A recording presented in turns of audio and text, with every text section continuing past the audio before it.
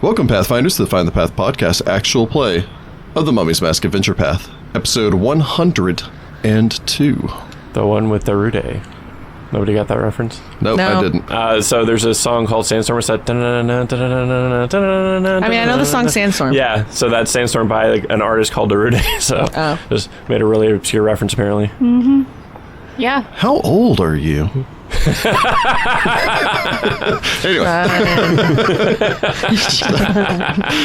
He says to the youngest man at the table. I know, that's the best part. So yeah, when last we left our heroes, our intrepid doorkeepers still traveling with Falto's caravan had left the Bakin who had made their way north and east towards the Merchant's Oasis.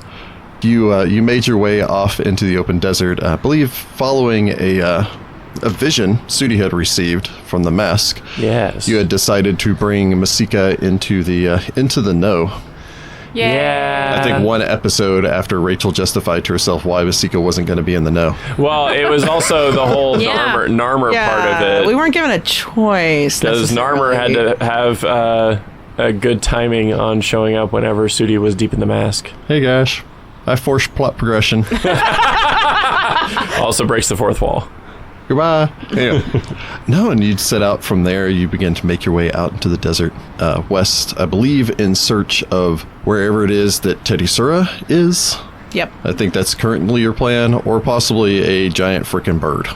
Why not both? I think it's on her. That's the weirdest theory. It's just wild enough to be true.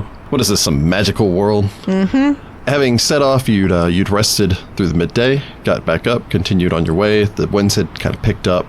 Sand began to steadily blow. The winds continued to pick up. I believe you decided to, Falto had decided to press the caravan on to try to get to some place where you can actually get some cover, as opposed to just being out in the open sandy expanse here where you'd just be buried alive by a sandstorm. Yay, which ends up kind of happening anyway. Mm-hmm. Probably. And following that, things seemed to be going all right, and then you'd heard this strange, almost musical piping on the wind. Oh, Danny boy. And then Masika had a horrible revelation that this could only be the desert dragon that her clan fears and reviles. Probably just fears. I mean, it is a dragon. Yeah, you probably revile it too. This seemed to have been answered somewhat as a forked bolt of lightning had torn through the desert sandstorm and crashed into one of the wagons further ahead, splitting it into splinters. And you know what? Let's just go ahead and start with some initiative, shall we? Bro. Oh my. Da-da-da. Oh, man. Oh, come on! I'm ready to start this episode with a nat 1. Why? I can never roll well on initiative, I swear. I also don't roll initiative well ever, but I especially didn't roll well today. Fun times. Yep. Off to a rocky start. Or should I say sandy start? Probably Sandy. Sandy start. Mm-hmm. Yes. It's gotten right in our eyes. Oh, yes. It gets in everything. I say there will be a day where we don't reference that stupid Star Wars line. Today is not that day. No. I don't think tomorrow will be either. No. Definitely not. There's a distinct lack of other things on the terrain here. It's because we're in a storm. Can I assume that everybody, or everybody else has gotten blown away already, and there's a line for us to get in there? I would hope that everyone else is dead. Keller is pretty high level, okay? What a dark turn! You've killed all the beloved NPCs, literally all of them. Podcast the women and the cute halflings too. If you killed the dog, only the dogs survived. Yeah, right. Yeah. Yes, the dogs have to survive. Yes, because here on Find the Path, no animal can die.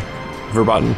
That's not remotely true. Jessica killed like 6 hyenas the other day. That's not remotely true. I felt very bad about it. Hollis did that. You Not like Jessica. you incinerated them, like it was quick. Full on. You did. It was merciful. Yes. Merciful, kind of. Yeah. So let's go ahead and get initiative from the party, and then I'm going to explain a bit about this battle. Uh-oh. So let's start with Hollis. I rolled a 17 for a 24. That's one quick elf. I am ready today to fight a dragon. Sudi. I roll a natural 1 for a 4. Uh-oh. Boo. Sudi is not ready to fight a dragon. Well, no. Masika. I roll a 2 for a 4. Oh, dang. That's problematic. Okay, I think Sudi has the higher initiative. I do have the higher Oh my. dex. Oh my. Yikes. Citra? 3 for a 9. Oh! Just Hollis is ready. No! I got y'all, boo, because we're I'm an gonna be- abjurer. I'm doing abjuration We're going to be in first. some deep trouble if you don't magic us out of this awful situation Well, I'm we not found going ourselves to do in. that. It's not like she can save the entire caravan. She just saves the party. She just dimension doors the party 500 feet away. Oh no, the camels and everything else. It's not even far enough away to really make a difference. Nope. She's like, I've got a plan, and grabs everyone. Everyone's like, okay, we trust you. And then you just take them all away. And it's like, well, my plan is lone survivor. This is now a survival game. Uh-oh. We're already in one of those. Oh, yeah, true. It's enough. One Yep. is enough. Don't starve. Especially as we don't have anybody with create food or water. I can create water. Well, yeah, but this like create food thing, right? Nope. Yeah. So here's how this battle's going to work for our players here. I put you out on the battlefield. You'll notice that I put nothing else on the battlefield. Yes. That is because there are a variety of other wagons, other individuals involved in this, and then all of you in your wagon in the back. Every round, I'm going to roll to see what your visual range is. Nice little throwback to Oh, no, this is exactly Sandstorm like- all over yes. again. More sandstorms, but outdoor this time. Oh man. But outdoor this time. An actual. Well, no, it's still not an actual. I guess it's not really an actual sandstorm because it's created by the dragon, or is he just like in a sandstorm? Why not both? Why not both? I think if you control weather, you're actually creating the weather, and the weather itself is not magical. It was just your summoning of the weather that was. You basically just kickstart it and then it runs however it goes. It's kind of like if you made a magical faucet. The faucet would be magical, but the water that came out of it wouldn't be. Anyway, Any hooter. That's weird. I was like, did you just go like Wisconsin? I was going to say any hooter. from That's what I say. Minnesota. I like to say this. she has owls on the brain. So, just to go over a couple of things as far as the sandstorm is concerned, we're going to roll for the distance that you can see each round. Following that, you do need to keep in mind that as long as the sandstorm persists, which will probably be the entirety of this battle, unless some of you have control weather and can somehow cast it as a standard action instead of the, I think it's a 10-minute caster. Yeah, time. It's a long caster. Everyone takes a -4 perception roll. All perception rolls. Great. Sight and sound based. Double great for Sudi. And a -2 penalty on ranged attacks. This applies to all physical ranged attacks, which means for the wizard, this applies to conjuration spells because you're actually conjuring a glob of acid to throw at someone or an acid arrow. Does not apply to evocations or transmutations because they're rays and cannot be influenced by the wind. I like how you just doubled all of my penalties for having one eye. Yes. Great. Shoot now, and you've got sand in your one eye.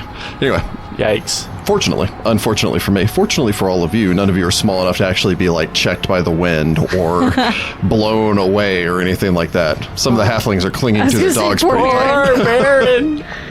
He's used to this. His dogs are trained and well experienced in fighting through sandstorms. Are they? Sure. I mean, if they've been in Osirian long enough, probably. They're from Catapesh. That's desert. Katapesh has some deserty areas. That's That's true. true. Let's do it. And when we get to the end of the round, we're going to have something a little special. I'll save it till Oh then. no. It's never good when it's special in a fight. And Rick sounds moderately excited about it, which means it's extra bad for us. I don't I'm know. excited for it. It could be fun. It could be like interesting, and Could that's be why he's fun and excited. interesting. That could be. It could be our doom. It could be awful. Oh, it's always our doom. Interesting. I mean, this is a game that is just about doom. Doom, doom, doom. So round 1 of combat begins. Jessica, will you bounce me a d10? I shall. Roll a 9. 9?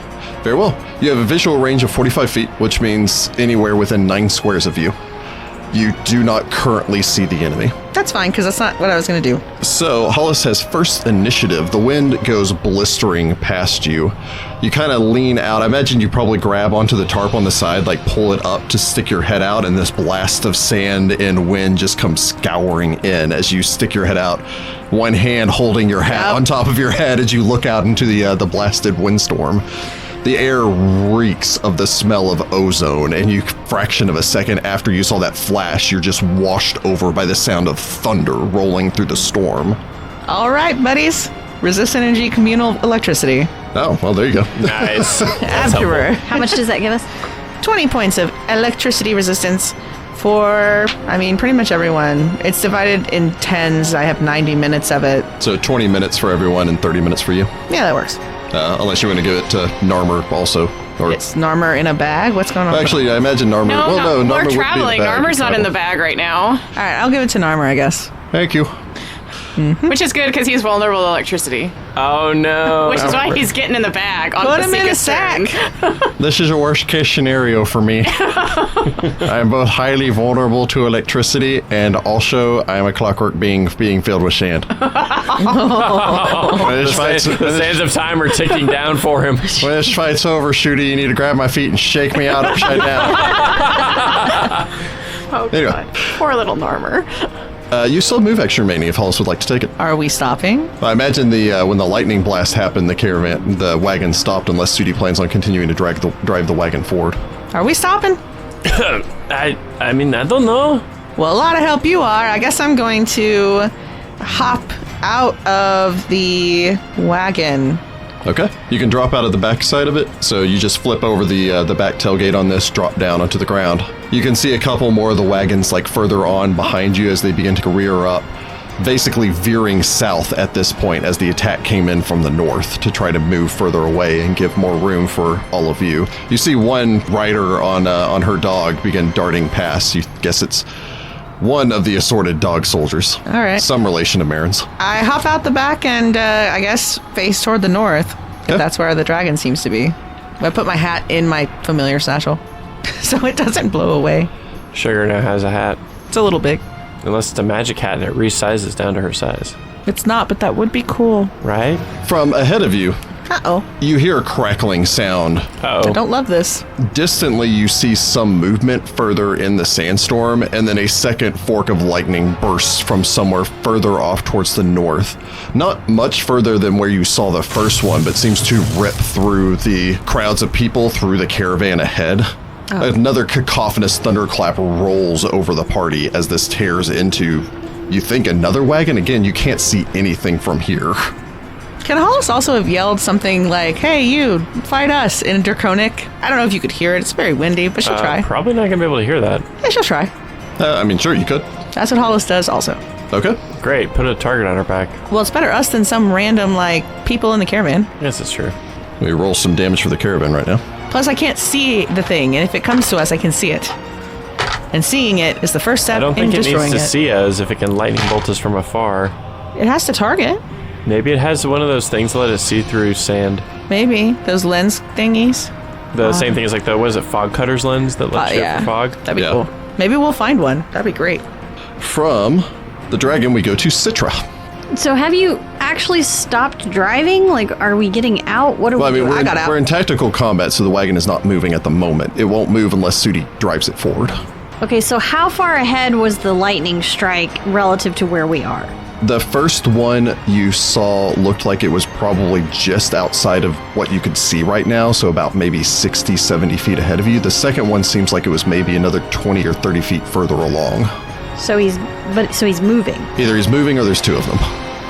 Oh, let's hope there's not two of them. Okay. Yeah, unless it lands, Sitra ain't gonna do a whole lot. It's true. Seems The to be arc to of the lightning that you saw seemed to have been horizontal, not vertical. Seems to be to the north, and it seems like it's on the ground. Well, I suppose we're gonna head toward it. So Sitra does a jump maneuver and gets out of the caravan. Aha. Or I guess I was sitting up front with Sudi, so I'm jumping off of the little top bench thing. You hit the ground. I guess I'll move a little forward. Do I need to roll to see how far I can see? It's at the beginning of each turn will determine the distance that everyone can see at that, or for that turn. Okay. Because otherwise this gets messy. All right, I'm going to move forward just a little bit to see if I can see anything else. I'm right behind you. Sounds good. So then I'm going to move forward. You can move 30 feet forward to begin with your single move action. You have 2 weapon fighting and a +1 base attack bonus, so you can draw both of your kukris if you wish. Yes. All right, so blades in hand. So as you rush forward and begin to run ahead, yeah, you can see other members of the caravan. You can see people moving. You see one of the dog soldiers darting past, charging past you as they make their way closer to wherever the combat is. Distantly, you can hear the sound of Falto, seemingly shouting, although whatever he's shouting is carried away by the wind. You think you vaguely hear prayers to Nethys somewhere. Oh, yeah. My boy. Boys. I can hear some of the others, but I don't see anything yet. Sand. Yes. You have a standard or move action remaining. I'm going to hold my ground there. Okay. Do you want to ready or anything? Or Yeah, if I see a dragon, I'm gonna attack it. okay, you rush up to that point, ready your weapon. Sudi Kontar. All right, Sudi's going to do a similar maneuver on the other side of the wagon, hop off, and then I've got a 40-foot movement speed, so I'll go ahead and run 40 feet forward and see a little bit further forward. Yeah, you drop down, hit the ground, your paws spreading and trying to give you as much traction as possible as you go rushing across the sand. As a side note, the sand will increase the DC of any acrobatics checks by 2 if you attempt to tumble because it is loose. Fair enough. Sudi, you go rushing forward into the storm, into the wind here. After a couple of seconds, the caravan behind you disappears. You almost lose sight of, you've lost sight of Hollis entirely as you go rushing ahead, hoping that she's okay somewhere. You see Sitra off towards your right as she kind of pauses, daggers in hand, yelling back about what she hears, keeping her eyes into the surrounding sandstorm. Yeah, you don't see anything. I'm getting major XCOM vibes where we're going to move forward a little bit more and suddenly there's going to be like an ambush of stuff. Yep, they're all set for Overwatch. Always for Overwatch. Always be overwatching. You have a standard move action remaining. Oh, I don't want to run further forward, so I will ready to strike out at something hostile that comes in melee. All right, Sudi plays it safe. Masika. Narmer, get in the bag. Now. Oh, okay. Now we gotta get Shannon here. I'm not worried about that. Get in the bag. He acts on your turn, so he can clamber inside of the bag. Move action, standard action, reach up and close the top of the bag. Alright. I'm safe now. Masika will jump down off the wagon and start making her way forward. All right. You know what? I'm going to double move, which is 60. So yeah, you rush forward, dart past Sitra, pretty much level with Sudi at that point as you go rushing forward. A single camel goes rushing past all of you, dragging behind it both its reins as well as the splintered bar that was holding it in place to whatever wagon it was attached to previously. Uh-oh.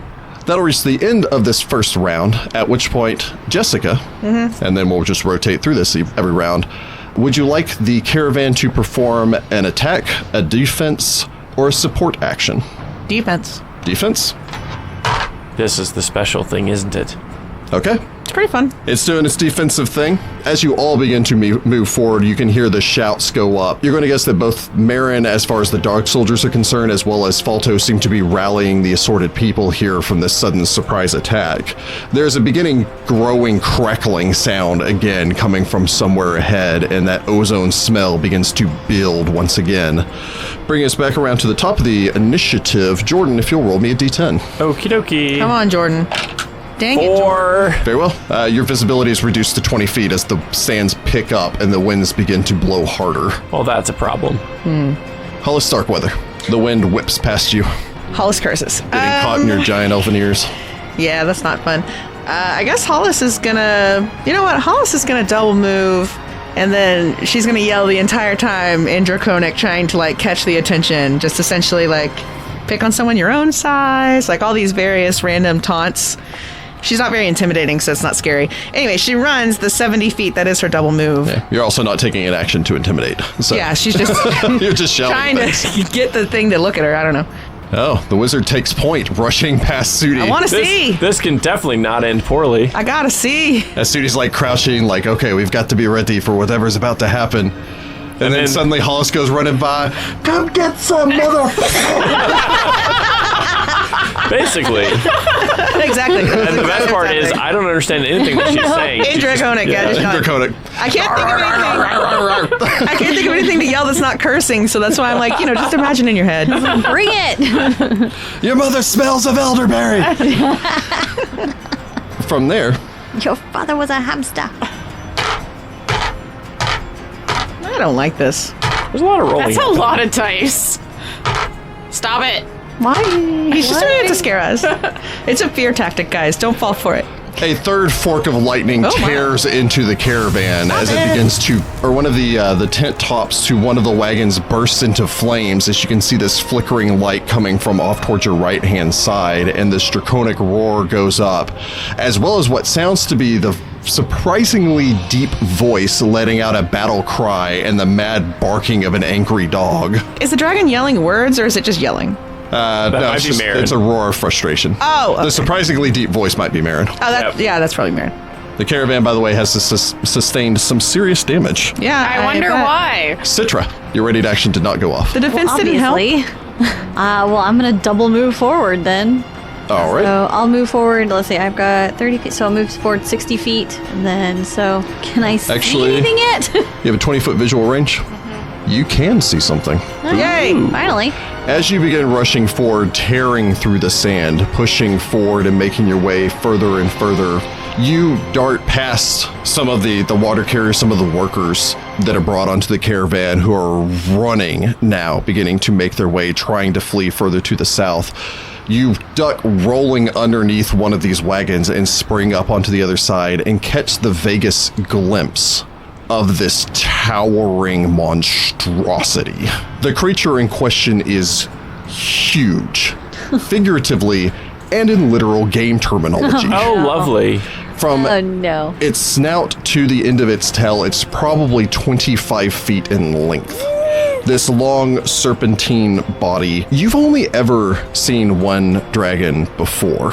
The crystal Yeah, I was dragon. gonna say, where's Shardazad when I need her? Yeah, the crystal dragon of the necropolis. This looks nothing like that.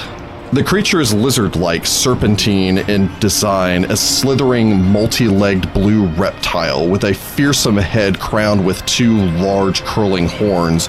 Wait, what? It stands on its back 4 and is currently in the process of grabbing and lifting up one of the people in the caravan with one of its 4 legs. Lightning crackles along the entirety of its back, snapping and sparking off against everything metal around it as its eyes begin to glow with this inner electricity. That's a here! Don't sound so happy. Yeah, I was like, don't sound so happy. Those I have things a are awful. vampire egg in a different campaign that I'm going to raise. Do dragons typically have 8 legs? Nah. Maybe? You don't know what it is? Can you make a knowledge check? You may make an Knowledge Arcana if you so wish, Sitra. Actually, do you have? Tell me what it is. You got a 17. No. You don't think dragon is accurate, though. You think that this is some sort of magical beast. I don't think it's a dragon. All right. It's very ugly. Sudi Kontar, Oh boy. your ready to action did not go off. Yeah. All right, Sudi's gonna run forward. Punch it.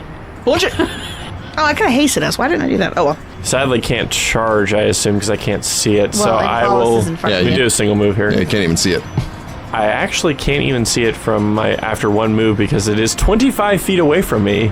Yep. So you go rushing forward. You can see Sitra off towards the side as she's yelling and pointing ahead. But with the wind as thick as it is, you can't see where this thing is. It's just ahead of you, so don't move forward yet. All right. Well, Sudi's gonna ready in action and to punch it because he can't see anything. So It may be pertinent, but if you do not distract it, it will attack the caravan again before the beginning of your next turn. crud. Do a double move. Yeah. All right. Sudi will then. Well, then ignore what I said. It's only a little bit further ahead of you. Okay. Here goes Sudi. I will. Jordan's like, I move 5 feet to see it. All right, I'm not going to become big because I feel like I'm going to need my AC. I forget how many attacks these things have, but I know dragons have 1 billion attacks, I was so... gonna say, but you, as a Sudi character, wouldn't know any of all right, well, Sudi will go with his instincts and get big. Big Sudi. Oh, they're so cute. Any hoozle. And then Sudi will move forward and, Actually, sorry, I underestimated that. It's 40 feet long Wow, okay. and weighs approximately 4,000 pounds. It's so big. Oh, great. So Sudi should actually see it 5 feet before he goes into his threat range, so he can try an acrobatics check to get in there. Okay, so you activate your call stone, turn large, and then close. Well, technically, when you turn large, that would actually mean you'd occupy this 5 feet in front of you. So when you turn large, you would actually get visual contact with it. Heyo. At which point, yeah, I mean, you can acrobatics forward if you so wish. Keep in mind the Sure. -2 penalty due to the sand. Sure. And also the penalty due to, I think your dexterity goes down when you become Yes. large. Yeah. I'm taking a lot of penalties. We all are. I'll get my attack of opportunity die ready. Oh, Oh, what's that? I rolled a 16, plus my acrobatics score is 25. 25 will not succeed. it has no legs. Lashes out, biting out at you. It's wiggly. It's wiggling. That might not, though. It's a 21 to hit. No! Very well. So you slide underneath this as it chomps out at you. You do accomplish your goal. As the screaming man that it's holding, it kind of tosses off to the side as it sees this much larger and more prominent threat. Yup. You're a bigger meal. It rears up to a 20-foot height as it looms over you. It's like twice the size of Sudi, and he's just like, uh-oh. There aren't SpaghettiOs in Osirian, so... Osirios? Pharaohs. I need that on a shirt now. Uh-oh, Pharaohs. It's missing a syllable. It's missing it. Veronicos. Veronica. Uh-oh, Veronicos. Masika of the Buchan. Do something. Amazing. Yeah, almost all my spells are lightning-based, guys. Oh, no. Yeah, I'm gonna double move forward. Hey, Narmer. Uh-huh. Don't tell Zosera that the first thing I did after you told me not to be reckless was run at a dragon. Okay. You continue to close ahead on this thing. Like, as you actually begin to close, as Sudi stands here and looks up at the thing, it's the source of the singing. What? It seems to breathe in deep and exhale, and with like each exhaling of its nose comes this almost like this pipe organ sound of wind and high-pitched noise. Weird. So it's making the sand go. All right, so you move 55 feet ahead. Mm-hmm. Yeah, there's a big singing dragon. Huh. I don't have knowledge arcana, Oh, so... dang it. Well, You may make Elf. now that you've seen it directly, you may make a knowledge local. I don't have that. Oh. You want to know about engineering or nature? I got you covered. I rolled a 3 for a 17.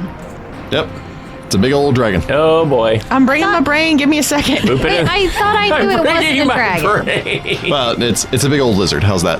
Got a lot of legs. It's a big centipede with teeth. It's a centipede lizard. You don't know any legends pertaining towards this creature. I'm not from here. All right, I'm going to stay there. All right, so you double move forward, rushing up, kind of seeing that and going, okay, as it looms up over Sudi. Jordan, what would you like the caravan to do? Attack, defense, support. Now let's go for a support action. Okay. I have no idea what that is, but I'm going to assume it's good. Can we ask what that means? Nope. I've created a random chart. Gygax would be proud. No! Not Actually, I love luck. random. Not random luck. I'm bad at that. Okay, but we shouldn't be calling these shots because we don't run the caravan. Falto does. True, but Falto isn't necessarily in charge here. Speaking of Falto, the rakish swashbuckler dives in, circling wide behind this and dropping into a flank with Sudi. Yay! Nice. I need this. Put Falto. Where's the... I see a new pair of boots in our future. Dang it. Oh. Does he really say that? Yes. He then dinkily points his rapier into the back of this mammoth dragon. Masika looks over at Sitra. Your boyfriend's a little weird. Says the fish woman. In the desert. From the caravan, Falto may be weird, but he gets stuff done. we go to the top of the initiative. Heather, if you'll roll me a d10. Come on, Heather. 7. Okay. 7? All right, so the winds die down slightly from last round, beginning to ebb somewhat, allowing Masika and Sitra to see this thing in all of its full glory now, as it stands towering above Sudi. For a second, you're just like, oh, it can't be that. Oh, wait, no, Subi's double in size. Yeah, it is pretty big. Hollis, I think from there, you can now see the enlarged size Sudi. He's just kind of like stutters stopped as he goes diving in. And for a second, you see a flash of blue scales and electricity as something seems to dart down to try to grab him. Before Sudi rolls and tucks out of the way of that with cat-like grace, despite being approximately the size and weight of an elephant. Yeah, well, you know. At the very least, a small elephant. I don't know what 8 times Sudi's weight is, but it's probably pretty heavy. He's 150, so 1,200. yeah, ish. All right. Hollis. Hollis is going to move forward to stand behind... Well, Hollis is going to move forward till she sees it and then see if she knows what it is. That's don't step think- one. Until you immediately see it, I assume? Do you want to stop when you see it? Yes. No. I'm going to move behind Sudi. All right. I am 20 feet from it. Okay. So you rush forward and see this massive blue-scaled beast. That's big. You may make a knowledge arcana. I rolled a 3, but that gives me a 21. The good news is, you do know what this is. The bad news is... This is a Behir. Oh my. Temperamental and avaricious, the Behir spends most of its time slithering through the sandy hills and desert cliffs that make up its territory, preying upon all creatures who dare enter into its hunting grounds. The creature's 6 pairs of powerful clawed legs remain folded against its sides most of the time, only extending in combat to grapple foes or carry the Behir forward in a terrifying, low-slung gallop, or else when climbing the sheer cliff faces common to Behir lairs. While territorial and bestial in its fury, the Behir is neither stupid nor necessarily evil, though its self-centeredness and tendency to lay claim to everything visible from its high layers frequently bring it into conflict with other races. As such, a Behir can often be bought off or reasoned with by those brave negotiators willing to get close enough to make their pitch. In these cases, a Behir's tendency to attack first and ask questions later, or not at all, means that anyone seeking to strike a deal must bring powerful incentives and impress a Behir immediately with this offer. Think we missed that opportunity. Yeah, you do know that it's commonly speculated that Behirs are somehow related to blue dragons, although the exact nature of this link remains unknown. Most dragons deny any such association and look down on the Behir for its relative lack of intelligence, a snubbing that infuriates the already short-tempered Behirs. Thanks to this casual disparagement, many Behirs carry deep grudges against dragons and attack without pause any who would cross into their territories. Oh, wow. What do they speak? Many of them will speak Common. They do not actually speak Draconic. Okay. That's why that didn't work. Sad. Anything, it might have ticked him off. That sounded like a dragon. Yeah, a little tiny baby dragon. It sounded like the little dragon was charging at him. He's like, what? I'll kill you. That's Behir, ain't a dragon, hates dragons. You know what, Sudi? How about this gonna feel weird? And I tap Sudi on the back and cast Displacement. Sweet. I am displaced. Sudi's form flickers and then kind of reappears 2 feet over. Get him, boy. What all comes with displacement? It's just 50% mischance. Nice. As if it had total concealment. Boom. True seeing reveals its true location and negates the mischance, but that's it. okay. So Hollis lays a hand on Sudi. Sudi feels himself just kind of hop a little bit to the side in a strange Weird. way. All right, get him, boy. You got it. Believe in you.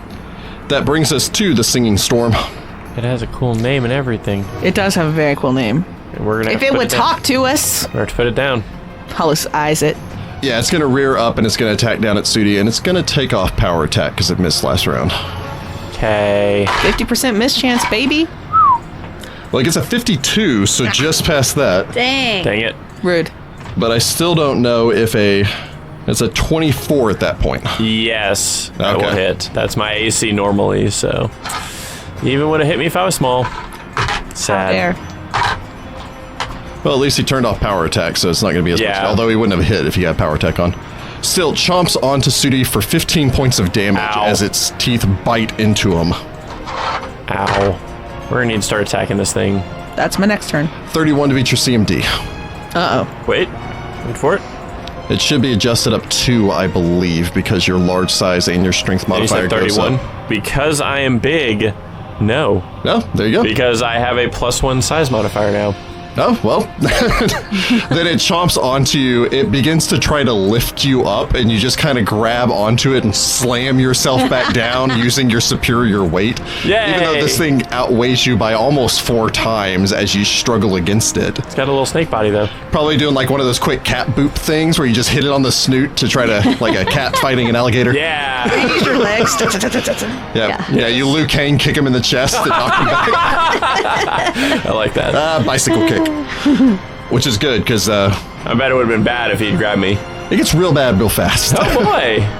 Unfortunately, Hollis, you don't actually have any information past that pertaining towards the Behir. That's all I know. It's called a Behir. Yeah, you know, what you basically know is that they are true neutral magical beasts. Well, too late for that. It might run off if it gets hurt enough. Sitra.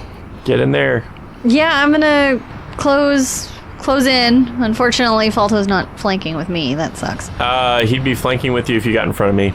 If you got between Sudi and the Behir. Yeah, get But between... am I gonna get in your way? No, Big. because I'm big. Oh, okay. Well, he's then a I 10-foot will reach. get in front of Sudi so that I can flank with Falto. Acrobatics. Yeah, you're gonna have I'm to. gonna try to acrobatics. Okay. Lightning bolt formation. Do you not want me to do it? No, you need to do it. It's just, well, we have energy resistance. It'll be okay. All right. Okay. So I don't know Sitra why I rolled darts that forward. again, because I rolled it once already, and I rolled... Okay. Oh, that's not good, though. -2 for the sand. Yeah, I know. It means I only got a 20. Nope. A 20 will not succeed as you try to rush in against this thing. It turns, snapping down at you with its massive maw. Yeah.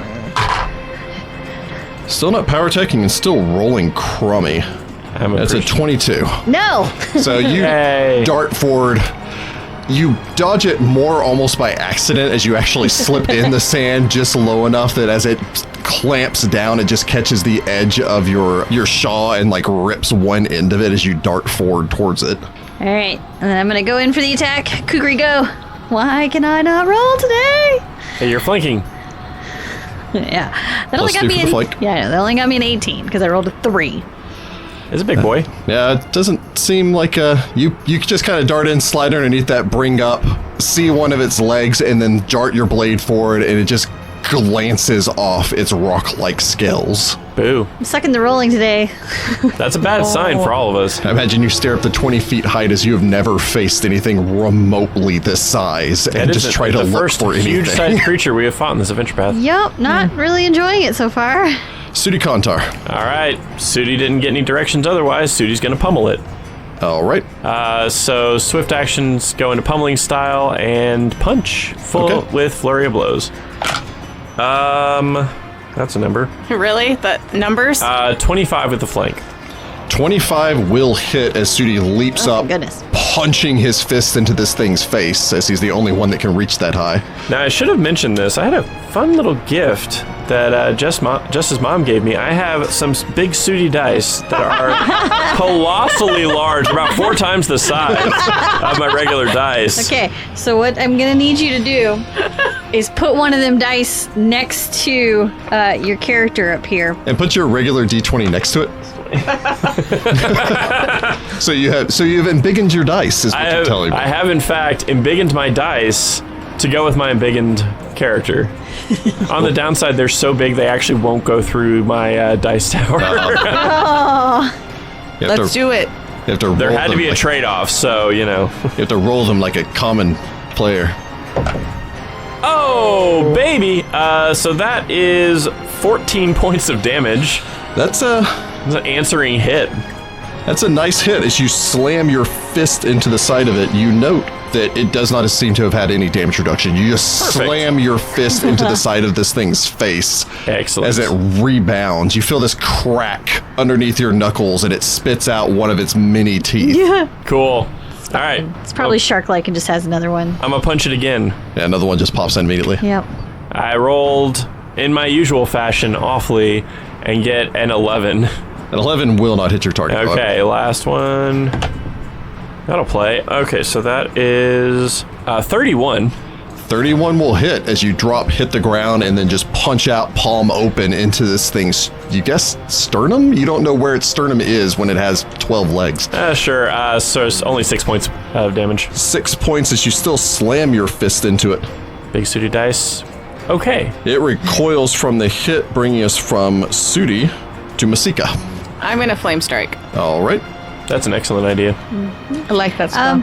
I guess if you did it strategic, because don't forget Falto's on the other side. It's only a 10-foot cylinder, so... Oh, okay. So, yeah, it And I imagine she'll probably put it closer to her because she actually can't see what's on the other side Yeah. of this thing through the sandstorm. Okay, Yep. just make sure. I don't know why I was thinking it was 20. All right, it needs to Fireball. make a reflex that's it. save. All right.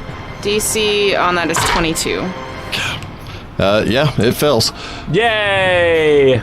As it seems to be kind of confused by this little woman trying to poke him in the front, and then this guy behind just trying to jam this toothpick into his tail, and then gets punched in the face by Sudi, and then there's this explosion of flame which washes over Sudi's right hand side. I rolled real good, y'all. Yay! I do 43 points of damage. Wow! Holy cow! Nice. How many Nice. D6 was that? 9? Nice. Flame Strike's great. I love Light Flame him Strike. up. Yeah, that definitely hurts as he recoils back from the hit, stumbling with the impact. This blazing column of flame drops down, and Sudi and Hollis are pelted by these goblets of superheated sand as it bursts past that and rolls over you. Fortunately, cooling rather quickly, but leaving these almost like glass dust shards across one side of you. Masika lets out a little cheer. Narmer's probably back. Light 'em up. Yeah, fire! Heather, would you like the caravan to attack, defend, support? How hurt does this thing look after the flame strike and Sudi punching it? It's maybe half dead. I could tell you actually how dead it is, but I'd have to like use my tomb sight, and that's a standard action. Let's go defensive. Okay. Masika likes people. She doesn't want them to die. Agreed. Yep. Yep. Oh, that's weird. Roll the same things multiple times in a row. As Masika, as you drop this blast of fire from behind you, you just hear someone cry out, Nethys. Yeah. This pulse of positive energy rolls out over the back portion of the caravan, catching any two of you that you choose. I don't need it. I don't need it either. I need it. I'm not injured. All right, so Sudi, you heal for 15 points as this rolls over you and you feel this pulse of positive energy. Thanks, Sudi's Calvin. back at full health, baby. From That's our boy. You owe us. the caravan, we go to the top of the initiative. Rachel, if you'll roll me D10. Come on, Rachie. I rolled an 8. Woo! You rolled an 8? Very well. As the sandstorm constricts in again, begins to pick up, this thing begins to whistle as it begins to breathe in deep gasps, and it's each exhaling is this discordant note of like a pipe organ being played by a very angry child. Hollis. Hollis fishes out a little bone marionette from her spell bonus pouch Yeah. and casts Bone Shaker on this thing. Excellent. Okay. Love that spell. Me too. Fortitude save. Just imagine if Jess had this spell in real life, so many people would just be like, eh! all the time. Like, How man. dare you cut me off in traffic? Yeah. Oh, that would cause a I will assume a 30 will succeed. They will. So he's going to take half damage, but... Oh, and he won't... I won't be able to move him. Okay. But he'll still take To be some fair, where would you have wanted to move him anyway? He's don't know. in the perfect position. It's more about the damage. Yeah.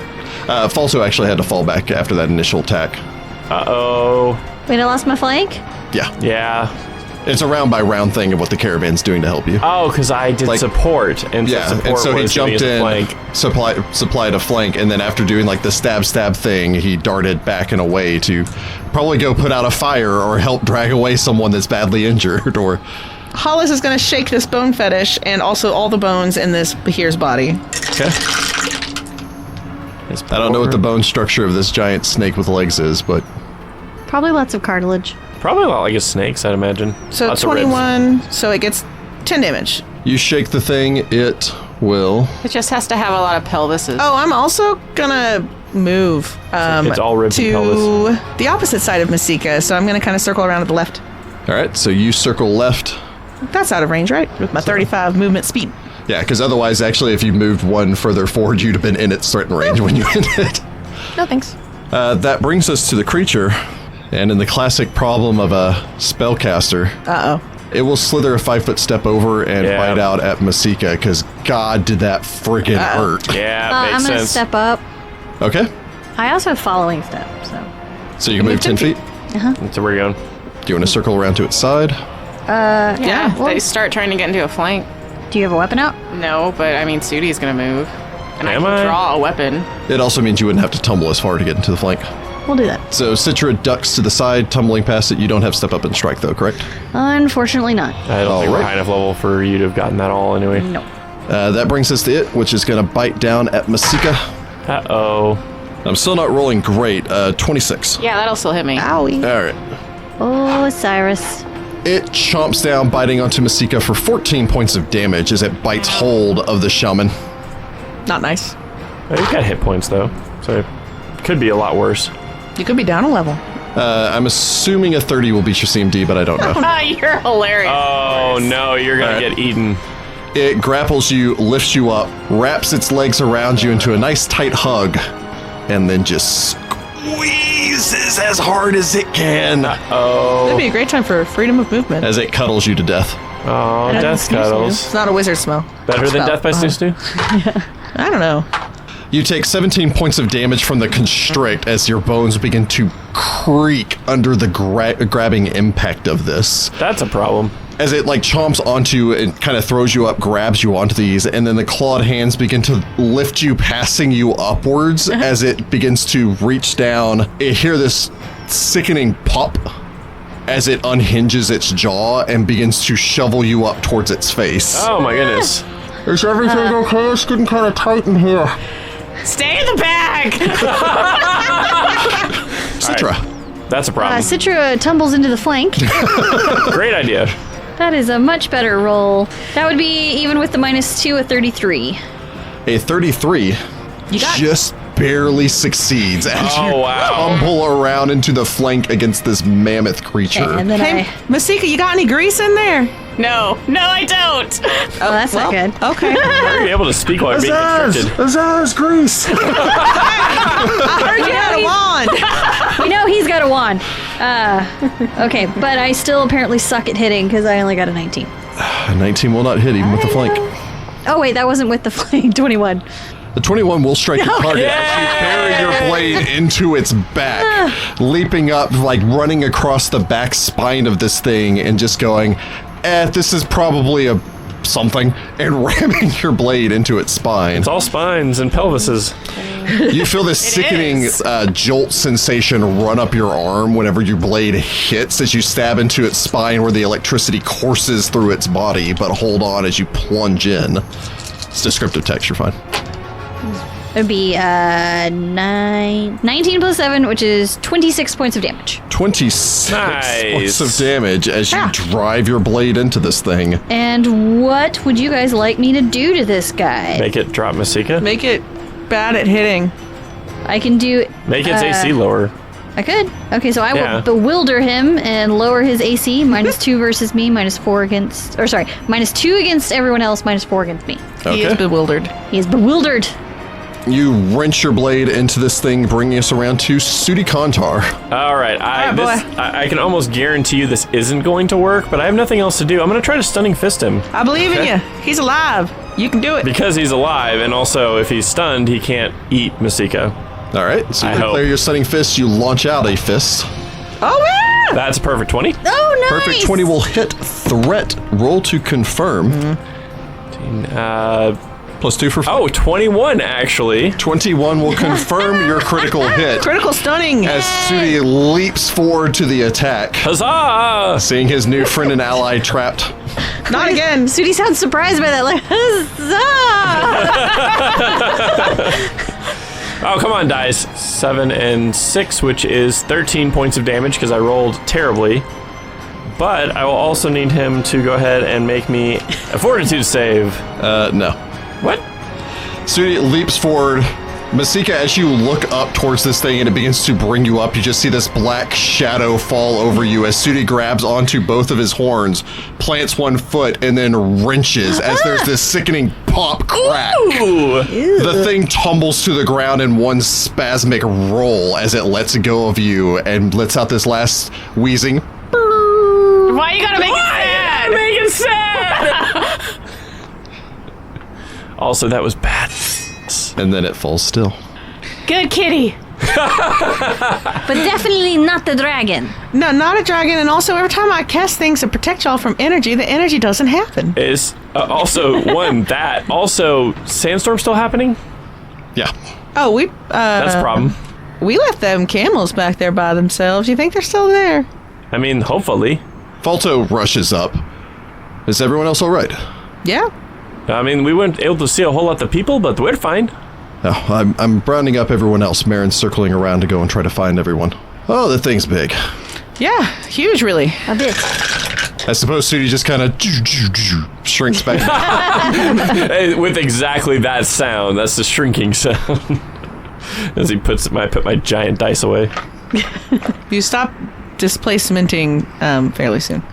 Okay. Oh, yeah. Masika heals Yeah. herself. Great plan. Falto reaches out to like pat Sudi on the shoulder and misses by 2 feet. Oh, yeah. He's Oh. displaced. These ghosts. It's just magic. Ah, Well, I suppose we should help round up everyone. yeah, and see if there's anything. The heck is this thing? Oh, this is Bahir. It's like a dragon cousin, except dragons don't think it's a cousin. It hates dragons because dragons are mean to it, but it's also very territorial. Like a dragon turtle. Yes. What's a dragon turtle? It's a turtle that's also a dragon. Wait, how would that work? It's very big, but it's got a dragon head. A turtle shell. Wouldn't the shell mean that it can't fly? It swims. No, this is some sort of dragon thing, and it doesn't have wings either. I mean, real dragons can fly, but like dragon relatives maybe don't. Weird. I don't know. I didn't study dragons. I don't know why it's called a dragon turtle then if it's not actually a dragon. Because Part dragon. it's a dragon. It's just a subtype. Kind of like there was another catfolk who was like had stripes or something. You'd both be catfolk, but you're different. Okay, that makes sense. I think. We're getting a course on genetics here. I mean, that's not a great example, but it's the best that Hollis could think of. Knowing what Sudi knows. Which is not much. He's got that big empty hall. I know because I felt it. And now I must fill it with knowledge. They weren't there for that episode. Oh, right. Yeah. I got to fill it with knowledge because it's waiting to be filled with knowledge. So I am ready to fill with knowledge. Okay. There's a whole discussion about what the inside of our brains look like. Is everybody else okay? I'm back in Yeah. full health actually after Keller helped. I could use my level back If you're handing those out. if you can do that sort of thing. Well, that almost went awful. Almost, but we actually got tactically in place I was pretty gonna quickly. say we actually did okay. How messed up is the caravan then? Because it took It's lost like about a what- quarter of its hit points. Oh, wonderful. Oh, that's a problem. The four of you have a second to collect yourselves. Go and find your wagon, which, fortunately, unlike all of the other wagons, is exactly where you left it, as the war-trained camels waited yeah. in preparation for when you would need them and call them into battle. Hey. Honor and victory are good. Yep. Masika, I think your camels are just tied to the Yeah, one of the them's tailgate. war chained. One of them's not. Okay. The one that's not tried its best to slip its reins. Yes, but, I have a pack camel and a trained war camel. Okay. Your war camel, what is your war camel's name? I didn't name my camels because I'm a horrible human being, apparently. What? Name it now. Name it right on the spot. First names that come to mind. Balthazar. Cheddar. Cheddar. Dusty. I was just thinking of the camels. Sandy. The claymation. Sandy. Sandy. I like Balthazar. No, Sandy is hilarious. Sandy and Oasis. I Ah! love it. Y'all are boring. Sandy Oasis. It's hilarious. Sandy's fine. Oasis tried to peace out. Y'all suck. I was thinking of the camels from the claymation Christmas. No one knows this, What? Rachel. What are you talking about? talking about? How old are They're the you? singing camels from the claymation Christmas, and they sing "We Three Kings," which is why I thought Balthazar. Rachel has this VHS and she will make you I watch will. it if you let her talk about I have it on long enough. DVD now too. She'll find it on YouTube and she'll make you watch it. Yeah, it's on Gracious. YouTube. It is actually really good. I don't believe you because claymation and Christmas never ended in It's a good got thing. 2 dinosaurs. They yeah, can it's talk. Rex and Herb, and they're hosting a Christmas special. The California raisins are there. It is weird. How high are you right now? No, this is real. I've seen it with my eyes. I mean, she did just mention California, where it is legal to toke a it little wasn't bit. then. No, It definitely wasn't then. This is a very old video, but it's so good. So it sounded a lot like heffalumps and woozles right We up should in here. post this on the blog. I could write a whole blog article No, about it. no. No one wants to know about nobody this. Nobody needs to know about this. Unless you're statting out the California raisins as either a new ancestry All right. and or monster. No. Monster. New playable race monster, California raisins. Oh, a new subtype of Leshy. Oh man, no, they're undead leshies. That's why they're raisins. There is going to be a fan or a listener of some kind who has seen this with me, and they're going to get it on the Reddit, and they're going to comment and say exactly how awesome this video is. Someone's going to be excited. Someone's going to be excited because they're going to feel the nostalgia with me. Who needs the validation that does actually exist and it wasn't just a fever Somebody dream got of my your youth? Jabberjaw reference. Yeah, that's fair. Anyway, Jabberjaw's awesome, though. Yeah, so Falto collects the rest of the caravan, returns. Masika would tap the top of that pouch so Narmer knows it's okay to come out. He's still singing. The caravan collects their 2 dead as they lost 2 people in the attack, as well as one of the wagons is blasted beyond recognition. I don't know. Yeah. The caravan stops for a short time to more or less just strip that wagon of anything that's possibly still of use, taking its wheels off, just sort of parts, whatever it can. Sudi will utilize this time to do as Narmer asked and shake Narmer out. It's Oh, the still sandstorm's Sandy. still going. Yeah. Sudi will wait until the sandstorm is over. I had a thought of would it be funnier to just shake him out in the sandstorm? It would defeat the whole purpose. It would defeat the entire purpose. I think I would actually be sanding him even more. He'd be very shiny afterward. Oh, yeah, he's got that... Shiny buff. Sandblasting. He'd be sandblasted after that. But the caravan presses on from here, only for about another hour and a half or so, and really only at that point making about another mile, until you find a rocky area where this one rocky tor seems to rise up out of the sand, where you can find some safety on the leeward side. It stretches up maybe a height of some 30 feet, and a single tree branches off of the top of this, having somehow planted here, grown. You have no idea what actually provided it any sustenance, but whatever that was dried out long ago, and it seems to have absorbed the salt into its very bark. Weird. To the point that it just petrified, now looking like this clawed, broken, stony hand stretching up towards the sky. It's here that you settle down with a distant red sunset colored by the sand still blowing around all of you as you do your best to try to set up your tents and find some safety and protection here with the little protection from the wind that the rock face provides. Suppose we need to settle in for the evening. So are there any other of those Behir things out there?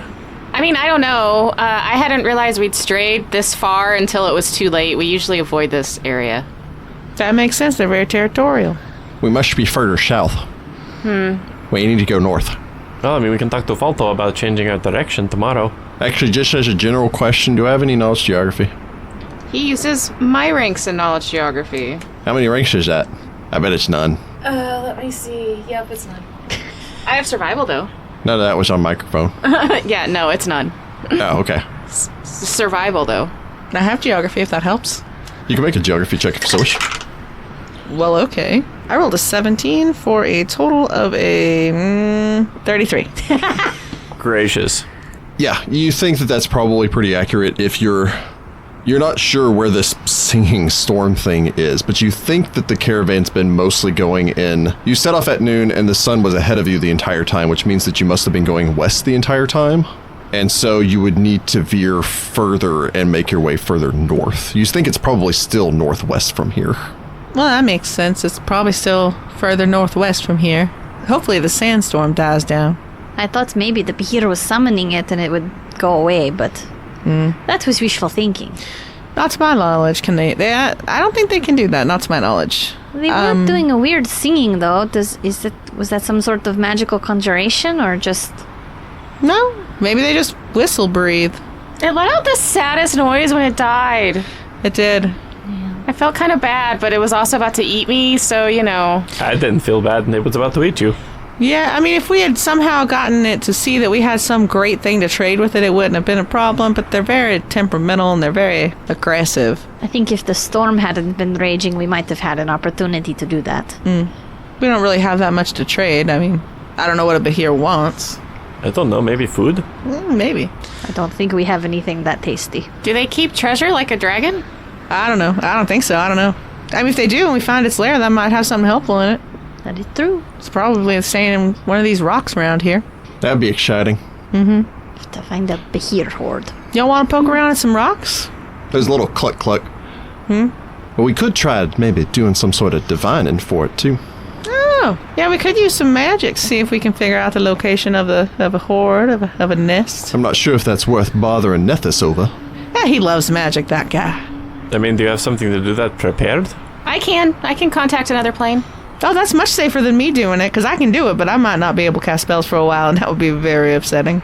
No, it says in this avoid intelligence/charisma damage. It's only good for wisdom casters. It's only good for and you're a charisma caster. Oh, never So mind. that's problematic. Yeah. Just as dangerous, possible. All the questions have to be yes, no, maybe. I couldn't ask it exactly where it was, just if it had one.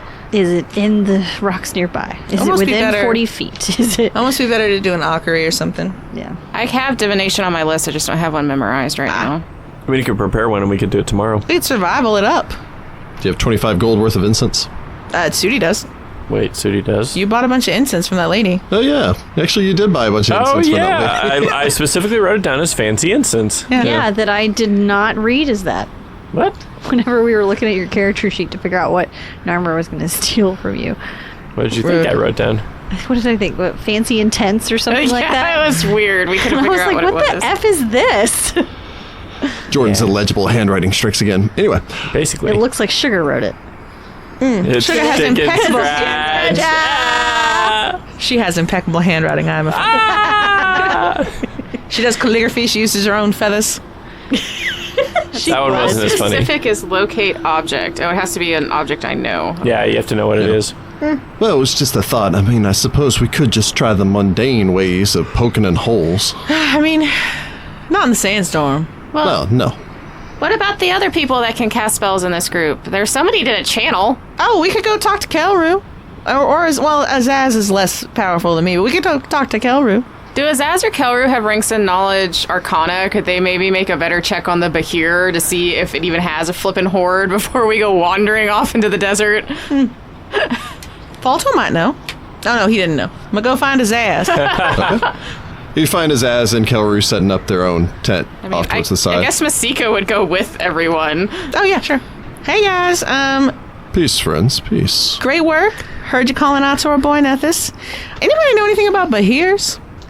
It was that big old blue thing. I don't know if y'all saw it. The wind was nuts. How much? Azaz gestures for all of you to sit down if you want. Sudi sits. They've set up, just one tarp, not even like a part of the tent, but just one tarp as a windbreak on one side, just to kind of keep like the sand out so they can actually light a fire here and try to cook something. Here, guys, I cast Tiny Hut so that there's a little wall of force that keeps the sand out.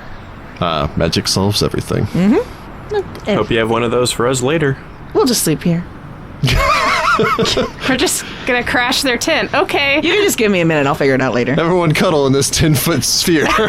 Gracious. I was gonna say. If you give me a minute when I'm back in our area, I can cast one. Are you up for some just friends spooning?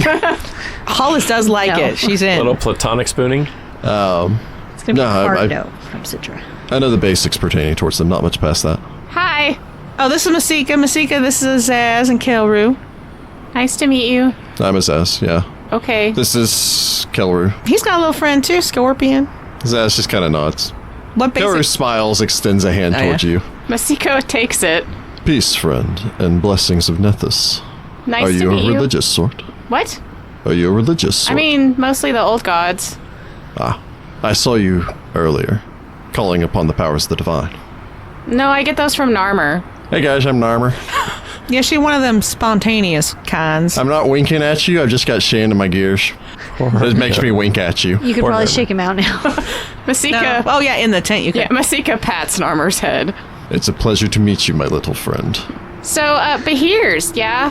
What basics do you know? Because I know some basics, but He rolled an 18, so he actually knows the same stuff that dang. you did. All right, well, I mean, we're just trying to figure out if it has a horde around here that might be helpful as far as getting supplies. Well, I mean, they're usually referred to as being territorial and greedy, so I imagine that it probably has a horde somewhere. That's fair. Depends on what it hoards. Well, the problem also is tracking it because with the sandstorm, there will be no tracks. Exactly. It's going to nest in a rock or something. It's not going to live in the open desert. That'd be nuts. They nest in rocks, and usually they choose areas where they can have a high point of view, a high vantage point. So it's going to be a rocky area that gives them a good area where they can survey the surrounding terrain. Kind of like this one that we're nestled up against. Well, sort of, but probably larger than this. They would want to be able to see for miles. Are these solitary creatures? What are the chances there's more than one of them? I mean, they're sometimes found in mated pairs. Well, let's hope that's not the case because we just killed one half of it. Also, because then we'd have another Bahir egg situation. Ooh, I did know a guy when I went to college. He stumbled upon a Bahir egg. He decided to take it and raise it as his own. Worked out pretty okay. That sounds insane. You mean he didn't get eaten by it later? Well, they're not necessarily evil. They're just neutral. So you kind of, like, they're just one way or the other. They're not going to go out of the way to be bad. They're like animals, Yeah. So you can raise just them. slightly more intelligent than animals. Sometimes they even speak. Kind of the way that Utyogs will attack people, but they're not really bad. They're just hungry. Hungry, yeah. We have a lot of Utyogs in Absalom. I've never been. I should go to that city. It has a good university, I heard. It's passable. I passed through there sometime and did a study before making an unfortunate friendship. She's dead. You know, that happens. Y'all know a lot of dead people. You know, that I've lived a long time. I know a lot of dead people, especially humans. Thanks. That's shad. Yeah, I know. Y'all just don't live long enough. Somebody should figure that out. You have to live forever, Mashika. We'll work on it, Narmer. Magic might be able to solve that. You know what? That is bad thinking. That leads you to doing bad things. That's how you turn yourself into an undead Narmer creature. gets sad when he thinks about me dying and him being alone forever. You know what, bud? You can be my friend. I live longer. But I figured I'd adopt Shage after that, and then and when she has some kids, I'll just keep protecting the family forever. Well, I mean, Masika might have kids. She is married to that big hunk of a man. That's true, but they're not the same type, and I thought that was a problem. I don't know. Magic can solve stuff like that, maybe. Could adopt. They're like a fish and a cat. You could adopt. You know, there's a lot of orphans in Wati. That's true. I could run an orphanage. Oh, not No. you. I'm talking to Masika. You can befriend them, but somebody needs to raise I'd them. be a very caring benefactor. My lord. Narmer, what kind of income do you make as a companion to Masika? She doesn't really pay me. So then how would you help raise anything? Actually, yeah, you don't even pay me. I give you infinite magical power. She did build your friend. Oh, but I do have a heart of pure gold. Well, you can't. He opens sell up his chest cavity where blue light comes shining out again. It's holding in the crystal that it contains my life force. I don't You want to see? You can't sell that, honey. That's Don't not gonna touch be it, I'll helpful. die. Please close your little chest. Narmer! Oh no, it's full of sand. Narmer! I keep telling you not to open your chest cavity! Also, you have magic items! That is an amazing magical creature you have. Yeah, I made him when I was 7. Sudi's face palming real hard. He, Wait, you made him when you were 7 years old? Yeah! She had help. She's like a little Iron Man over here. She's quite the prodigy. Oh, you know what? Do you remember exactly where that is? Because if not, I do have a spell that I can prepare where we can look back at your memory and we can then see what you see through your eyes I told again. you it was a few miles away from the oasis that I grew up at. That's not an oasis anymore. It's the big shandy place. That's not helpful. It's near the Falchion Ridge. I actually know where that is because I have geography. Well, just saying. Would you care to stay for tea? That I like sounds tea. great. Sounds Sure. good. I suppose all of you settle in, have some tea. Squeeze into this Keller tiny hut. keeps looking over at Narmer, asking little questions of him. Oh god, how does that conversation go? So exactly what does this crystal do? I don't know, it shoots out light, mostly. I sometimes open enough if I get a little afraid of the dark. I can see in the dark. But sometimes, it gets really dark and I start to contemplate the questions of existence. And so then I open up my little night. It makes me happy again. I feel like Hollis shuffles over and also is with Kelru, discussing it quietly and thinking about what this little creature is. So off to the side, you see the elven wizard, the human wizard and Azaz, Kelru, and Narmer all in a little huddle with this chicken head kind of popping out of his bag, clucking every once in a while to interject her thoughts on And it. a scorpion. And a scorpion, yeah. That also interjects his thoughts on it. Weird. With whatever Meanwhile- noises scorpions make. Meanwhile, the other three of us are just looking on, going, we don't understand any of this. Nope. Citra is just happily drinking her tea. Yep. Masika's doing doodles in the sand. What else do you do for entertainment out here? Well, we draw in the sand a lot. We like to play a lot of Pictionary. I was going to say, it's just like 15 games of tic-tac-toe across the entire Why does Sitra always win? Stealth. Stealth. Yeah. She sneaks over and changes the letters. You rest up for the evening. Awaken the next day to find that the storm has passed. In almost all of your cases, it's slow going at the beginning of the day because you're kind of digging yourself out of almost 8-9 inches of sand that's piled up around the edges of your tent, even here on the leeward side. On the use windward tiny side. hut. Yes, tiny hut. Your tiny hut expires and the sand just kind of rolls in. Oh, gross. It's going to be sandy. Want me to do a divination spell? I would like to have one. Oh, can I roll on this dang level? Oh, yeah, sure. I don't want it. Yeah, Oh, that's a 9. You're going to have that negative level forever. I sidle up next to Masika. So, you know divine magic. You got any abilities that reconstitute one's inner strength and vitality? She will when I'm done irradiating her. Excellent. I will leave you to that. I'm going to go read a book. I will go back over and, study for 15 minutes. I like her. She's fun. Okay. I like the chicken, too. You can't talk to the chicken, can you? I want to learn chicken. I don't think that's a language we can learn. Yeah. I was trying to set up maybe a code thing with her. Like what? Like 1 peck for yes, 2 pecks for no. Sometimes when I try to pat her, she pecks me in the face. She didn't like that. Maybe you shouldn't pat her. But she's so fluffy. She is fluffy. It's like an irresistible siren call. Yes, Can no Narmer means actually no. feel that? That's the next question. No, I only feel cold. Dang it. That is not true.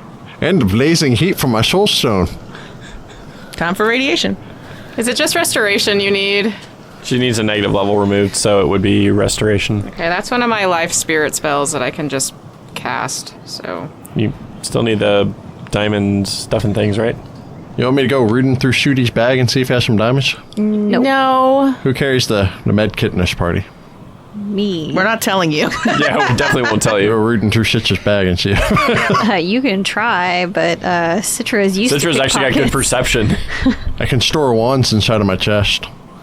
Citra's the Citra keeps the wands in her wrist sheath. Diamond dust worth 100 gold or 1,000 gold. Is this a temporary or permanent negative level? It's temporary. Then 100. Do you have 100 diamond dust in the med kit? We have 500 gold worth of diamond dust. Alrighty. So then, yes. So you have enough to dispel this temporary level. So that's one of my free spell slots. I don't actually have to memorize Yay. that. Because you're suffused with the power of life. And then, and do we want me to cast a divination in the morning? Yeah, why not? For all we know, it has I mean, it something can't that hurt. could, yeah, it might have something that could help guard the caravan in case we... It may have an extra wagon to replace the wagon we just lost. I doubt that, but maybe it has some sort of like magical protection. You never know. Yes, this Bahir just picked up a wagon and brought it home. I don't know, it could have. It needed someone to put all its loot in. So I suppose... Got 12 arms. But maybe it had a lot of camel corpses that it needed to put in there. I don't know. Oh, Put them in the wagon and then took the wagon back. Yeah, so I'll cast a divination. Okay, so it would take about 10 minutes for you to settle down, sit with Narmer. Yeah, I mean, I don't really... I mean, you. she has a deity, but she gets her powers from Narmer, technically, in the spirit, so I don't... I imagine you probably still pray to your deity as a conduit for that, because you pray to Toth. Tough. Yeah. So you give up your prayers to Toth, scribe of the gods, pray. You know, little antennas pop out of the top of Narmer, and you point them in the direction of the heavens. His sparkles just... Yeah, you point his what? little whiskers in the direction of the sky and See, fine also tune the double as radio. a dowsing rod. I was going with like rabbit ears for TV reception, but anyway, your 9th level. Yes. I think that is a first. Oh, The really? spell fails. What? Yeah, the gods aren't talking today, guys, sorry. Uh-oh. What does that mean? That means I'm still down. Means the GM rolled 92. No. No, I mean, your restoration Yeah, your restoration works Oh, fine. okay. Yeah, the restoration works fine. The divination just fails. Oh, right. Boo. But I suppose you wake up in the morning, you pack up all of your gear, you set off. The caravan travels north and west for the majority of this day. Don't know if someone in the party wants to be navigating with a... you can either use a survival check since you know where you're basically going, or a knowledge geography. I mean, I have really good ranks in survival. I was going to say, I've only got a 5 in survival. Yeah, you can do survival. 14, so... I have good geography, but you can do survival. Let's go with whatever we've got the highest bonus in. I have a 19 in survival before I roll. I automatically aid. Okay. And Narmer has my rank, so I don't know if he can aid me. Technically, yes. Okay, so Narmer can aid me. I'm a master tracker. I'm going to study my scrolls. So that means I get a 23 before I roll. Good lord. Do you want to take 10, or would you like to roll? That's your 1. 13 for a 36. Okay. Not a natural one. Yay. So you set off. You make your way north and west, traveling for pretty much the entirety of the day, which gets you about 12 miles. Because, again, you're part of a caravan, and it's very slow. Yep. Trundle, Sometimes. trundle. You don't know what the hunting range of a Bahir is, although as large of a creature as that is, it's probably pretty large. I imagine it's also pretty speedy because of all the legs and such. Yep. After almost this entire day of travel, you reach the Badlands. It's basically like the earth here just splintered and cracked. Kind of is almost as if you were seeing it from the perspective from the sky. It would almost look like the dried out riverbed. where the mud itself just dries and then cracks into the spiraling designs outwards of just gaps between the stone. And this is something akin to that, where you can see that at some points they don't ever reach something approaching cliffs, although you do see a number of raised up mesas stretching up just these flat topped hills, some of them stretching up probably the better part of 100, 200 feet. Beyond that, you can see that there are a number of spires of rock which stretch up into the sky. From here you can see that at very least maybe 3. There's one smaller one further to the north.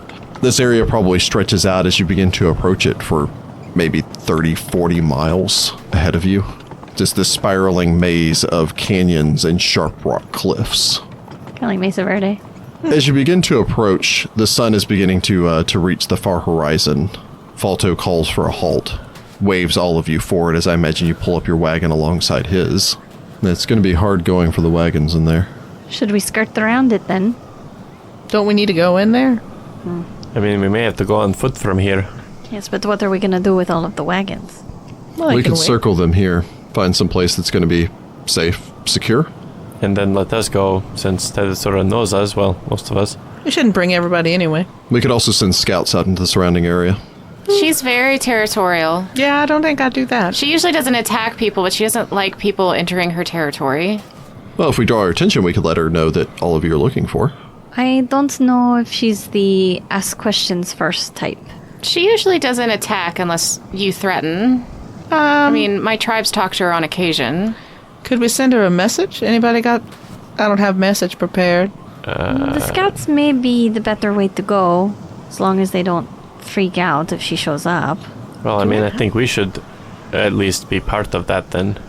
I mean, I think smaller groups would be okay, but the caravan in forest probably not a good idea. No. Well, then I say we leave the caravan here, we head inside, talk to Tedesora, and then we can come back out. That seems like the prudent thing to do. Yeah. And if you find anything that you need help with in there, then we can leave the wagons here and then start up a caravan trail making its way in. Leave a skeleton crew here to guard the wagons and take the camels in to bring any supplies that we need. Why exactly were y'all wanting to talk to Tedesora? Unfinished business. Pretty much. I don't really know either. Okay. Falto shrugs. I figure I'll mark our pathway as we go in, just in case. How long should we wait? How long is it away? The foothills is actually kind of big. I don't know how long this is going to take us. From anyone that wants to make me an knowledge geography, may. 32. Oh, nope. I'm down 1. 31. Nice. No, you're not down one. Oh, I'm not down 1. Ha ha. 32. Nice. I was going to say, you got magicked. Oh, magic. From one side of this area to the other, Hollis would estimate that it would probably, if you were just walking, it would probably take you 5 days to walk across it. And that's if you're walking in a straight line to get to the other side of it. Wow. Exploring's going to be a little bit more difficult. That being said, you know that she was a winged creature, so it would probably be one of these hills, these mesas. She probably wouldn't have established anything in any of these valleys. I don't remember. Did she give us... Because she said if we ever came here to come talk to her again, right? Did she give us any, like, specific indications on where to go? No, not really. Because Onuris would have known where to go. Well, that was dumb to put all the eggs in one basket. Either that or she would probably assume that she would find you if you came here. But she may still very well find you. That's true. I say we don't give it any more than 2 days, to be honest. Oh, wow. There's no way we're going to find it. What I was going to say is that minimum, if you were just going to try to thoroughly explore this place, it would take you a minimum of about 2 weeks. All right, let's instead make camp and let's have a fire with smoke and let's see if she comes to find us. Okay, yeah, so we'll camp here and then, can you get a message back to us if it's going to take more than a couple days? No, I think the implication is we're staying here, just going to do the smoke and whatnot, and then, like... Okay. Because it's nighttime. Yeah. Yeah, just for the evening, but... Yeah. And then we'll see if she shows up. Okay. But I don't have sending, so I cannot do that, actually. I mean, yeah, because unfortunately we actually do have those, where'd they go? The Whispering Winds thing, but I don't know where she's at. Sending is a shaman spell. But so I have to be familiar with the creature, so I don't know Tedesura, so I can't send it to her. Yeah, that's probably... I could send one back to Falto and them to say, hey, we're still looking.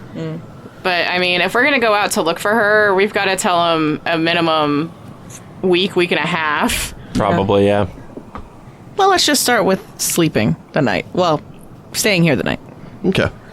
So you all settle down. Regardless, you're going to have to settle down because you're not going to set off into this place at night. Yeah. So you settle down for the evening, put together a good-sized fire, send smoke up into the sky, wait patiently. The evening passes uneventfully. The following morning, I imagine you wake up, prepare your spells. Slightly disappointed. Slightly disappointed. I don't know how much extra time we can devote to this, though.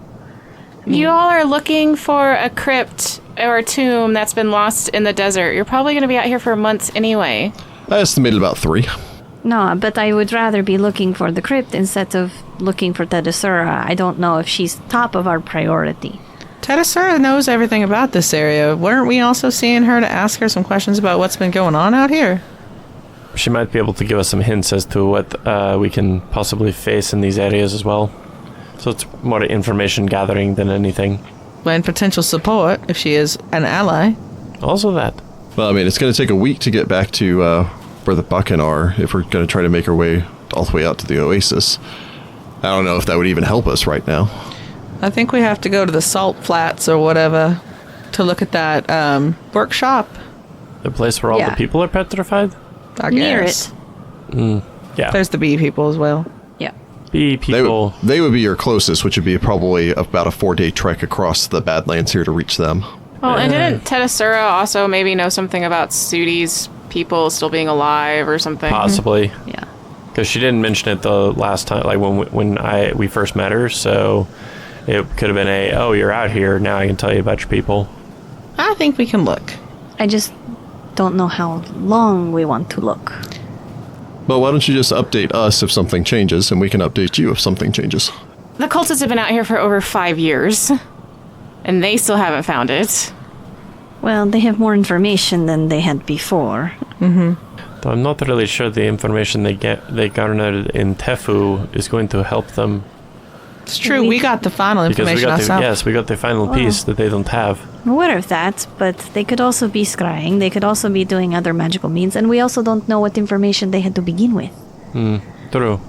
So I'm just being cautious. I'm not saying not to go look for her. I think her information could be valuable, but you said it would take 2 weeks just to walk straight line. No, 5 days. But if you're looking, Okay. it's going to take a couple weeks. The problem is, in a day and a half, you're not going to find anything.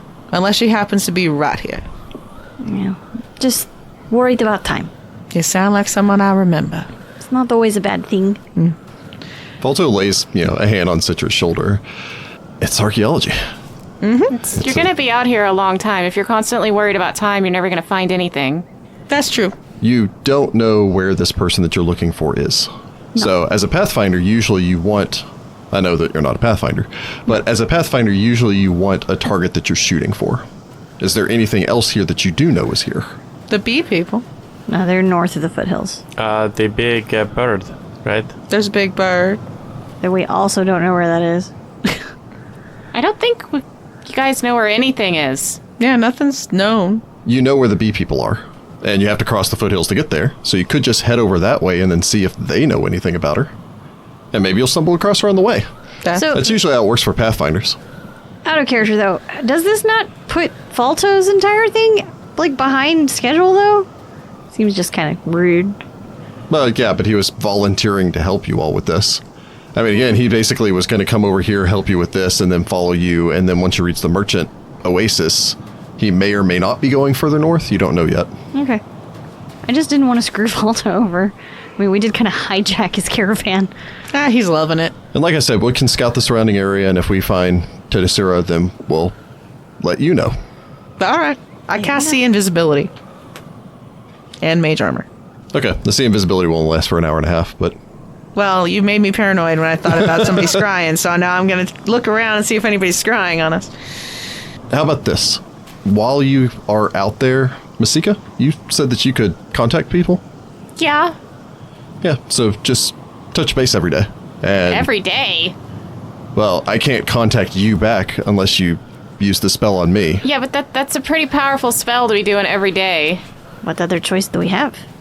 Okay, do you want me to blow stuff up, or do you want me to talk to Falto every day? Both. Both is good. We I could carry messages back and forth. I fly really fast. We could use those Whisper and Wind scrolls, if we still have them, to contact the caravan. We know where that is. Yes, if you're going to be in a very specific spot, then we have 2 of those we could use. That's only going to get us through 2 days, though, right? Still 2 days where we save good spells, and if we're lucky and we meet Tedisura in that time, then it works out. Yeah, because Sending's a 4th level spell, so... It's either that or, how about this? Go in there, contact us in 3 days, and tell us whether or not you need more time. Okay. But still, at sunset, be at your tent, and I will use the Whispering Winds if there's an emergency. Okay. If it's like before the 3 days. All right. And if you don't get a response from the... Actually, no, you don't get a response. Yeah. Okay. If you contact us in 3 days, if we need to move on, I'll let you know in the response. All right. Okay. Plan made. Well, let's head in. Off we go. All right. So you have 2 choices right now. You can either head north into the Badlands or northwest into the Badlands. Probably just north. From where we are, was Tedisura supposed to be northwest or north? Because I know that we changed. She's somewhere in the Badlands. Just somewhere in Great. here. Yeah. Toward the bees. Towards the beast? Towards the bees? Okay. Yeah, they're just north of the foothills All right. / Badlands. I'm a little concerned about them bees. Why? Oh, just because Sudi's never met them. And he's a boy. Yes. You're a little paranoid. That paranoia actually would have paid off fairly well in Tefu, so... We were paranoid in Tefu. Should have been more We should have been more paranoid and circumspect in what we were doing, but we didn't do a good job at that. Yeah, oh well. You live and you learn. Yeah, pretty much. If you live, you learn. We're all still alive as human beings. Are we? You're alive. We, the players. So I suppose all of you set off, make your way north. Yeah, go ahead and give me a perception roll from the party. Oh no. Is this site-based? Yes. Dang it. Can Narmer make a perception roll? If you have them outside of the bag, yeah. Yeah. I made an 18 and I got an 18. Okay. 25 for Sudi. I only got 21. All right. Masika rolls a 2 and gets a 9, but Narmer rolls a 17 and gets a 23. Go Narmer. So you spend the next 3 days traveling north, kind of exploring some, navigating your way, sometimes having to backtrack or go back and forth. There are some advantages to this place. Actually, allow me to rephrase that. There are some advantages to all of your skill sets in this place. With Sudi in the group, it is rather easy for him to scale hopping up along these sort of broken rocks, using his years of climbing up the side of buildings to just kind of work much the same in getting up to the top of some of these valleys. Oftentimes meeting Narmer when he gets up there, as for some reason this mechanical 20-pound thing of metal can fly with all the grace and speed of a falcon. It's just not fair, man. I saw you climbing up there, Sudi. It's real nice to see you up here. We can talk about secret things. That sounds super creepy when you put it like that. I like your eye patch. How about we talk about what you saw up here? I saw you climbing. You mean you didn't go look and see everything else that was up here? There's a rock. It's kind of shaped like a turtle. Actually, really, most rocks are shaped like turtles. You know you're not wrong out there. It's true. I think we should start a rock collection. That sounds heavy. I just make Mashika carry everything. She's my mount. That's why I got a shadow bag. I told her it was a backpack, but it's really a shadow bag. It's comfortable. Anyway, you spend the next couple of days traveling, exploring with...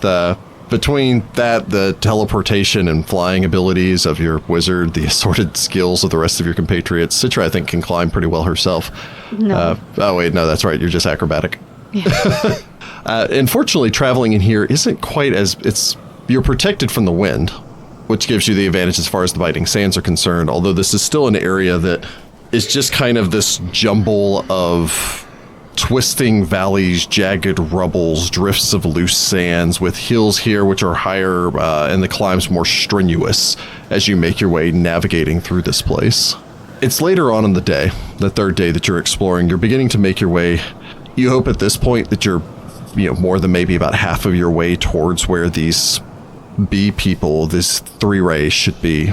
When Sudi, as you're standing on top of one of these ridges, watching your compatriots as they navigate the valley below, keeping an eye out.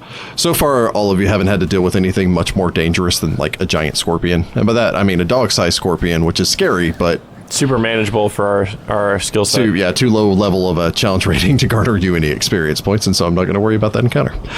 Ahead, you can see you've kind of made your way steadily further north, and there's a large spire, a high finger of rock which juts out of the Badlands, its sides scoured smooth from the winds and sand. You've seen it for a couple of days, you've kind of watched it, but now as the sun begins to set, you can see that there's something on top of it. This spire stretches up well over 300 feet in height, and it is extraordinarily, it's incongruous, but you narrow your eye, you stare up towards it. The sun kind of frames behind it and paints it in these brilliant shades of gold and red. And perched there, atop the spire, 350 more feet in the air, is a river galley. What? Like a wrecked ship a child left sitting high up on a shelf. Weird. It perches not seemingly precariously, but almost as if impelled into the rock itself. And as you watch it, for a moment the sky goes dark. A vast shadow spreads past as you can see this wide arching avian form circle once, twice around the spire before beating its wide wings and perching atop the galley high overhead. The massive avian seems to preen for a second. Even from this range, it's clearly almost as large as the galley that it lands on. All of you below can hear a deafening screech come from somewhere in the distance, like the cry of a falcon grown to enormous size. It's Marahute. And Sudi, as you look up towards it, we'll pick it up here next time. It's Marahute. It's on her. It's on her. It's on her. There's no way it's on her. As soon as you say Marahute now, all I can see is Marahute. Is it on her who can channel out to a range of 300 feet?